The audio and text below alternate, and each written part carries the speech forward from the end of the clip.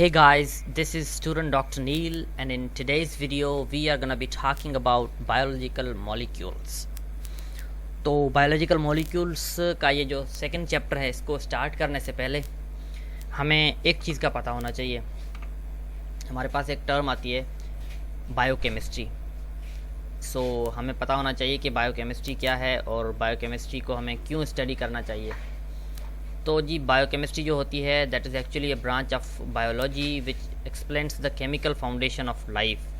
मतलब कि जो बायोकेमिस्ट्री है उसके अंदर हम केमिकल फाउंडेशन ऑफ लाइफ को समझते हैं, उसको एक्सप्लेन करते हैं। हाउ, इन सिंपल वर्ड्स अगर मैं कहूँ तो biochemistry is actually the study of molecules which are present inside our body and the reactions that are taking place due to those molecules. Alright, so that's all we are going to study in biochemistry. और ये जो हमारा chapter है biomolecules का, ये specifically biochemistry का part है।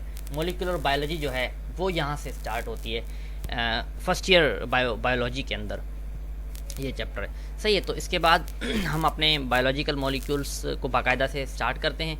सबसे पहले, व्हाट आर बायोलॉजिकल मॉलिक्यूल्स?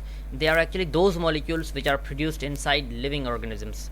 मतलब जो जिंदा चीज़ें होती हैं, प्लांट्स हो गए, एनिमल्स हो गए, उनके अंदर जिस तरह के मॉलिक्यूल्स, जिस तरह के केमिकल्स जो है वो प्रोड्यूस होते हैं, उन मॉलिक्यूल्स को हम जो है वो बायोलॉजिकल मॉलिक्यूल्स के नाम से जानते हैं। ठीक है, उन मॉलिक्यूल्स को जो है वो हम बायोलॉजिकल मॉलिक्यूल्स कहते हैं। सही है, और ये जो बायोलॉजिकल मॉलिक्यूल्स होते हैं ये ऑर्गेनिक कंपाउंड्स होते हैं मोस्टली। सही है, इनऑर्गेनिक मॉलिक्यूल्स भी लिविंग ऑर्गेनिजम्स के अंदर पाए जाते हैं, लेकिन चूंकि वो लिविंग ऑर्गेनिजम्स के अंदर प्रोड्यूस नहीं होते तो इस वजह से उनको बायोलॉजिकल मॉलिक्यूल्स की कैटेगरी में नहीं रखा गया। और ये जो बायोलॉजिकल मॉलिक्यूल्स होते हैं, चूँकि इनसाइड लिविंग ऑर्गेनिज्म प्रोड्यूस होते हैं, इस वजह से इनको हम एंडोजीनस मॉलिक्यूल्स भी कहते हैं। बायोलॉजिकल मॉलिक्यूल्स को 4 मेजर कैटेगरीज के अंदर डिवाइड किया गया है: proteins, carbohydrates, lipids and nucleic acids, which are the most common and the most important biological molecules.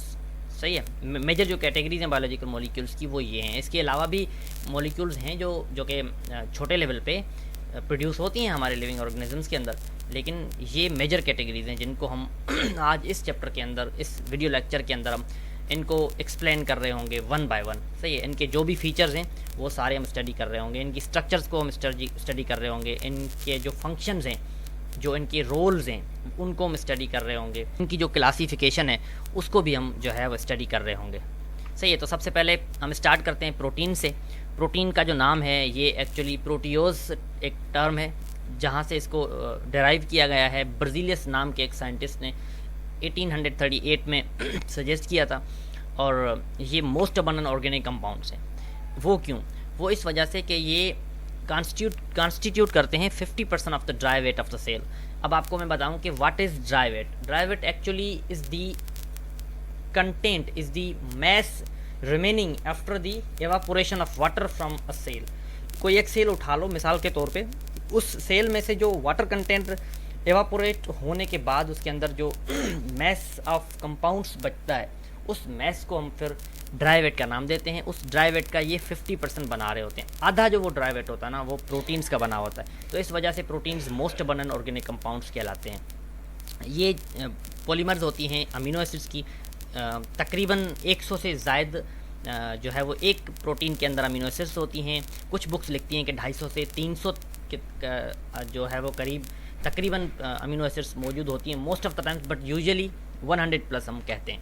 सही है, उसके बाद इनके अंदर carbon, hydrogen, oxygen and nitrogen जैसे एलिमेंट्स मौजूद होते हैं। इसके अलावा कभी कभार इनके अंदर फास्फोरस और सल्फ़र भी मौजूद होते हैं, और उनमें से भी जो सल्फ़र होता है वो ज़्यादा मौजूद होता है। तो मेजॉरिटी जो होती है वो सल्फ़र की होती है, फास्फोरस इतना ज़्यादा नहीं पाया जाता।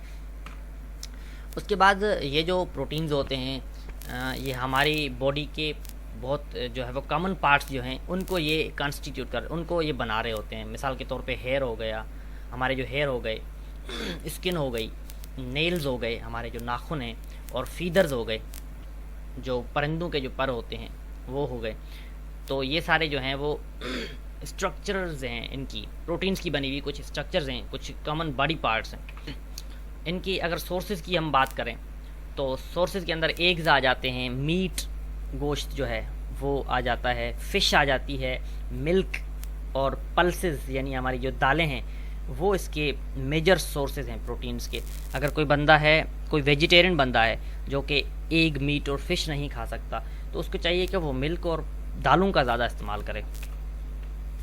इनके जो अगर फंक्शंस हैं उन पे अगर हम फिर से भी हम आएंगे, स्पेसिफिक टॉपिक के अंदर इसको डिस्कस करेंगे, लेकिन अभी मैं शॉर्टली आपको बता दूं कि प्रोटीन्स के जो फंक्शंस हैं वो इम्यून सिस्टम, कोऑर्डिनेशन का जो सिस्टम है उसके अंदर और ट्रांसपोर्ट सिस्टम के अंदर जो है वो ये काम करती हैं प्रोटीन इन डिफरेंट फॉर्म्स। मैं आपको आगे बताता हूँ कि कौन से फॉर्म्स के अंदर ये काम करती है। उसके बाद हम इसकी लिंकेज के ऊपर भी आएंगे, लेकिन उससे पहले मैं थोड़ा आपको बता दूं कि अमीनो एसिड्स जो हैं वो उनके बारे में थोड़ा बता दूं आपको। 20 किस्म की बेसिक अमीनो एसिड्स होती हैं, सही है, जो कि मेजॉरिटी ऑफ प्रोटीन्स को बनाती हैं। हर प्रोटीन एक unique sequence of amino acids की बनी हुई होती है। हर प्रोटीन के अंदर जो सीक्वेंस ऑफ अमीनो एसिड होती है वो मुख्तलिफ होती है, सही है। और इवन नंबर ऑफ प्रोटीन्स वो तो कभी कभार सेम हो भी सकता है, लेकिन जो सीक्वेंस होगी that would be all together different in each protein. Alright, amino acids जो होते हैं ये एक लिंकेज के थ्रू बॉन्डेड होते हैं और फिर वो प्रोटीन फॉर्म करते हैं। तो वो जो लिंकेज जिसके थ्रू अमीनो एसिड्स बॉन्डेड होते हैं उसको हम पेप्टाइड लिंकेज का नाम देते हैं, which is actually a chemical bond. अब अगर प्रोटीन की स्ट्रक्चर के ऊपर हम नज़र डालें तो that is like there are दो ग्रुप्स होते हैं। एक अमीनो ग्रुप कहलाता है, एक कार्बोक्सिलिक ग्रुप कहलाता है, सही है। कार्बोक्सिलिक ग्रुप जो है वो एसिडिक होता है नेचर में, और जो अमीनो एसिड होता है वो नेचर वाइज बेसिक होता है। और एक कार्बन जिसके साथ ये दोनों ग्रुप्स अटैच्ड होते हैं उस कार्बन को हम अल्फ़ा कहते हैं। उसके साथ एक आर ग्रुप भी अटैच्ड होता है, सही है। और दूसरा एक हाइड्रोजन होता है, वो भी उस अल्फ़ा कार्बन के साथ अटैच्ड होता है। तो 3 चीज़ें इसके अंदर कॉमन होती हैं, हाइड्रोजन और कार्बोक्सिलिक ग्रुप और अमीनो ग्रुप। ये तीनों जो है वो हर अमीनो एसिड के अंदर सेम होंगी, लेकिन एक चीज़ जो डिफरेंट होगी that would be your R, that is this group of atoms. ये जो है ये हर अमीनो एसिड के अंदर मुख्तलिफ होगा, सही है। और यही इनको जो है वो डिफरिंग पॉइंट जो है वो यही है, this group of atom that is known as R, सही है। उसके बाद हमारे पास लिंकेज जो है इसकी पेप्टाइड लिंकेज वो किस तरह से बनती है हम उसके ऊपर नज़र डालते हैं। तो मिसाल के तौर पे हमारे पास 2 अमीनो एसिड्स हैं, एक ग्लाइसिन है, एक एलेनिन है, सही है। तो ये अगर इनका लिंकेज बनाना है तो इन दोनों की कंडेंसेशन करवानी पड़ेगी। होता यही है कि इन दोनों की कंडेंसेशन होती है, एक वाटर मॉलिक्यूल इनमें से बाहर निकलता है, सही है, और इनके दरमियान में एक लिंकेज बन जाती है, ये वाली जो है। This linkage is to be known as peptide linkage, सही है। जब एक सपोज एक अमीनो एसिड है ग्लाइसिन, यहाँ से अगर OH निकल रहा है और एलेनिन से हाइड्रोजन निकल रहा है, तो यहाँ पर नाइट्रोजन के ऊपर और यहाँ पर कार्बन के ऊपर वैलेंसीज क्रिएट हो रही हैं। तो ये valencies are to be satisfied by forming a bond, by forming a linkage, chemical linkage, and this linkage is known as peptide linkage, okay. और जो इस लिंकेज की मदद से जो चेन बनती है उसको हम पेप्टाइड चेन का जो है वो नाम देते हैं, दैट इज़ एक्चुअली प्रोटीन। उसके बाद इसको स्ट्रक्चरल लेवल्स के ऊपर इसको कैटेगराइज किया गया है, primary structure, secondary structure, tertiary structure and quaternary structure. 4 structures basic structures हैं प्रोटीन्स की, सही। स्ट्रक्चर लेवल्स बनाई गई हैं प्रोटीन्स की on the basis of their configuration, on the basis of their arrangement of different peptide molecules, सही है। याद रखना एक प्रोटीन मॉलिक्यूल के अंदर एक से ज़्यादा पेप्टाइड चेन्स हो सकती हैं, सही है। ये लाजमी नहीं है कि एक प्रोटीन मॉलिक्यूल मतलब एक peptide chain, no, there can be more peptide chains in a single protein molecule, okay.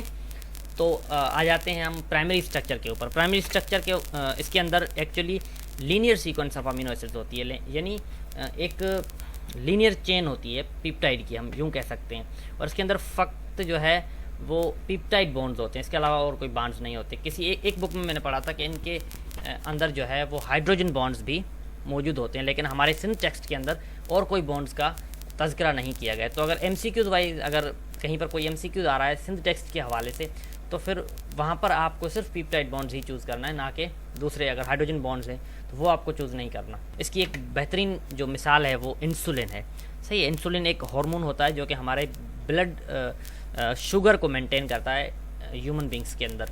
उसके बाद हम आ जाते हैं सेकेंडरी स्ट्रक्चर के ऊपर। सेकेंडरी स्ट्रक्चर ऑफ प्रोटीन जो है उस वो भी एक पॉलीपेप्टाइड चेन है, जाहिर सी बात है, लेकिन वो स्पाइरली कॉइल्ड होती है, स्प्रिंग नुमा होती है, और वो हीलिक्स बना रही होती है, एक ट्यूब बना रही होती है, और वो स्प्रिंग नुमा होती है, सही है। और इसके अंदर जो है वो हाइड्रोजन बॉन्ड्स हमें मिलते हैं और सल्फाइड बॉन्ड्स भी मिलते हैं। इसकी बेहतरीन एग्जांपल्स अगर हम देखें तो हेयर्स हैं हमारे, और स्पाइडर्स वेब है, एक जाल बनाता है, नेटवर्क बनाता है स्पाइडर जो होता है, सही है।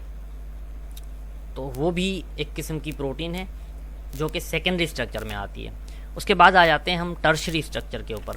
टर्शरी स्ट्रक्चर जो होती है एक्चुअली ये सेकेंडरी स्ट्रक्चर की अरेंजमेंट होती है इनटू 3 डायमेंशनल स्ट्रक्चर, सही है। मतलब इसके अंदर फोल्डिंग होती है, सुपर मतलब ये इस तरह से फोल्डेड होती है कि 3 डायमेंशनल स्ट्रक्चर हमें नज़र आती है, सही है। और वो जो सब यूनिट्स इसके अंदर जो होते हैं वो एक्चुअली सेकेंडरी स्ट्रक्चर के होते हैं, सही है। इसके अंदर जो बॉन्डिंग होती है वो पेप्टाइड बॉन्ड्स होते हैं, हाइड्रोजन बॉन्ड्स होते हैं, आयोनिक बॉन्ड्स होते हैं और डाइसल्फाइड बॉन्ड्स होते हैं। ये सारे बॉन्ड्स इसके अंदर होते हैं, सही है। जो कि इनमें से जाहिर सी बात है जो हाइड्रोजन बॉन्ड है, जो डाइसल्फाइड बॉन्ड्स है, ये जो स्ट्रक्चर है 3 डायमेंशनल स्ट्रक्चर जो है, इसको बनाने में इन बॉन्ड्स का जो है वो बहुत रोल होता है। उसके बाद इसकी अगर एग्जांपल के ऊपर हम नज़र डालें तो that is lysozyme which is an enzyme, ठीक है। ये इसकी एक बेहतरीन एग्जांपल है टर्शरी स्ट्रक्चर की। उसके बाद हम क्वाटरनरी स्ट्रक्चर के ऊपर आ जाते हैं। इसके अंदर एक्चुअली 2 या 2 से ज़ायद सब यूनिट्स होते हैं, सही है, और एक लंबा एक बड़ा सा एक मॉलिक्यूल बना रहे होते हैं। मिसाल के तौर पे इसका अगर बेहतरीन एग्जांपल हम देखें तो हीमोग्लोबिन है। हीमोग्लोबिन हमारे रेड ब्लड सेल्स के अंदर पाई जाती है, जो कि आयरन को, ऑक्सीजन को, इनको ट्रांसपोर्ट करती है। हमारे जिस्म के अंदर जो हम यूँ कहें कि ऑक्सीजन ट्रांसपोर्टर है, हीमोग्लोबिन एक्चुअली हमारे जिस्म के अंदर आरबीसी के अंदर मौजूद होती है, और ये जो है वो ऑक्सीजन को ट्रांसपोर्ट करने में मदद करती है। एक बहुत ही इम्पोर्टेंट प्रोटीन है। क्वाटरनरी स्ट्रक्चर की 2 टाइप्स हैं, एक होमोजीनस होती है, दूसरी हेटेरोजीनस होती है, depending on the type of सब यूनिट प्रेजेंट। अगर सब यूनिट जो है वो सेम है किसी एक क्वाटरनरी स्ट्रक्चर के अंदर तो वो होमोजीनस कहलाएगा। उसके अंदर सारे सब यूनिट्स अगर सेम हैं तो वो होमोजीनस कहलाएगा। अगर उसके अंदर जो सब यूनिट्स मौजूद हैं वो डिफरेंट हैं, जैसे कि हीमोग्लोबिन, तो फिर वो हेटेरोजीनस कहलाएगी वो स्ट्रक्चर। अच्छा, इसके बाद हम फंक्शंस ऑफ प्रोटीन्स के ऊपर अलग से जो है वो डिस्कस कर लेते हैं। पहले मैंने आपको बताया कि कौन से सिस्टम के अंदर ये फंक्शन करती हैं प्रोटीन्स। ये एक इसका मेन फंक्शन ये है कि जो इम्पोर्टेंट स्ट्रक्चर्स होती हैं उनको ये जो है वो फॉर्म करती हैं प्रोटीन्स, सही है। उसके बाद मैकेनिकल सपोर्ट देती हैं हमें, सही है। मैकेनिकल सपोर्ट मिसाल के तौर पे हमारे जो मसल्स होते हैं उसके अंदर प्रोटीन्स होती हैं, वहाँ पर हम कह सकते हैं कि they are giving us some mechanical support, सही। तो इस तरह से ये एंजाइम्स के तौर पे भी काम करती हैं। मेटाबॉलिक रिएक्शंस के अंदर जो मेटाबॉलिक रिएक्शंस होते हैं उनका रेट इंक्रीज़ करवाने के लिए एंजाइम्स के तौर पे काम करती हैं। हम यूँ कह सकते हैं कि enzymes are actually biological catalyst, मतलब बायोलॉजी हमारे लिविंग ऑर्गेनिजम्स के अंदर जो रिएक्शंस को कैटलाइज करते हैं, जो रिएक्शंस को, वो एंजाइम्स होते हैं, सही। तो एंजाइम्स के तौर पे भी प्रोटीन्स काम करती हैं। हार्मोन्स के तौर पे भी प्रोटीन्स जो है वो कोऑर्डिनेशन सिस्टम के अंदर काम करती हैं। और they can also act as membrane receptors. जो सेल मेम्ब्रेन्स होती हैं वहाँ पर मुख्तलिफ सेल्स के ऊपर रिसेप्टर्स लगे हुए होते हैं। वो जो रिसेप्टर्स होते हैं they actually act as regulator of the foreign molecules coming in, right. बाहर से जो मॉलिक्यूल्स आ रहे हैं उनको आया अंदर जाने देना है या फिर नहीं जाने देना, वो रिसेप्टर्स डिसाइड करते हैं। मिसाल के तौर पे कोई हार्मोन है, सही है, वो अपने टारगेट सेल जो उसके अंदर जाना चाहता है, तो वो जाने के लिए वो क्या करेगा, वो बेसिकली रिसेप्टर्स के ऊपर बाहर जाके जो है वो अटैच हो जाएगा सेल मेम्ब्रेन पे, फिर वो रिसेप्टर उसको अंदर ले जाएगा, सही है। तो इस तरह से रिसेप्टर्स काम करते हैं। और देकन प्रोटीन्स जो होती हैं ये they can also act as transporter, जिसकी मैंने एक आपको एग्जांपल दी, हीमोग्लोबिन। और ये इम्यून सिस्टम के अंदर एंटीबॉडीज़ के तौर पे काम करती हैं। और क्लॉटिंग जब होती है ब्लड की तो उसके अंदर फिब्रिन का रोल होता है, सही है। क्लॉटिंग को रेगुलेट करने के लिए फिब्रिन का रोल होता है।